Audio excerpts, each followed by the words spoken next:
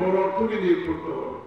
এই জন্য আমরা স্বাস্থ্য সেবা শিক্ষার জন্য জিডিপি 5% পর্যন্ত বরাদ্দের কথা বলেছি, যেটা এখন 1% থেকে 2%-এর মধ্যে ঘোরাঘুরি করতেছে।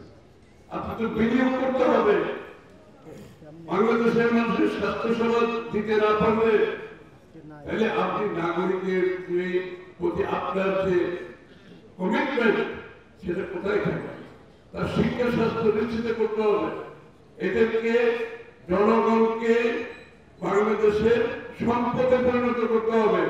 সম্পদে পরিণত করতে হলে তার স্বাস্থ্য নিতে হবে, সুস্বাস্থ্য থাকতে হবে, তার শিক্ষিত থাকতে হবে, তাকে দক্ষ শ্রমশক্তি হিসেবে গড়ে তুলতে হবে। তখনই আমরা যে বিএনপি আগামী $1 ট্রিলিয়ন ইকোনমির কথা বলছি, 1 কোটি লোকের কর্মসংস্থানের কথা বলছি, বিনিয়োগ ছাড়া যেতে হবে না, বিনিয়োগ করতে হবে। আমরা সিদ্ধান্ত নিয়েছি এই 2 খাতে বিনিয়োগ হবে। জনগণকে জনসম্পদে পরিণত করবো ইনশাআল্লাহ। সেই জনসম্পদ আগামী দিনে বাংলাদেশের আরো 1 কোটি মানুষ সেখানে চাকরি কর্মতে যোগদান দেবে, কর্মসংস্থানে যোগ দেবে। দেশের ভিতরে দেশের বাইরে আত্মকর্মসংস্থান সৃষ্টি হবে। তার মধ্যে আমাদের পল্লী চিকিৎসক ভাইরা অন্যতম স্থান দখল করে থাকে।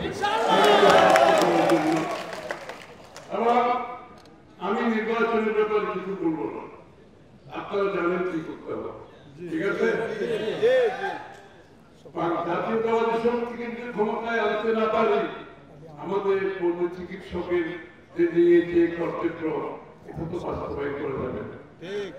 আপনাদেরকে প্রতিটি গ্রামে গঞ্জে ছুটে যেতে হবে, দুয়ারে দুয়ারে যেতে হবে, ঘরে ঘরে যেতে হবে, প্রত্যেকটি নাগরিকের কাছে যেতে হবে। বাংলাদেশ জাতীয়তাবাদী দল তারেক রহমানের নেতৃত্বে আগামী নির্বাচনে বিশাল জয়ের মাধ্যমে যদি আমরা ক্ষমতায় যেতে পারি ইনশাআল্লাহ, আমাদের পল্লী চিকিৎসক ভাই বোনেরা তার একটি ভালো অবস্থানে থাকবে। তারা একটি আগামী দিনের কার্যকর রাষ্ট্রের অংশ হিসেবে তাদের দায়িত্ব পালন করতে পারবে। আজকে এই কঠিন সময়ে তারেক রহমান বিএনপিকে বিজয়ের পথে নিয়ে যাওয়ার জন্য আপনাদের প্রতিটি অঞ্চলে আপনাদের সাথে জনগণের সংযোগ আছে, যোগাযোগ আছে।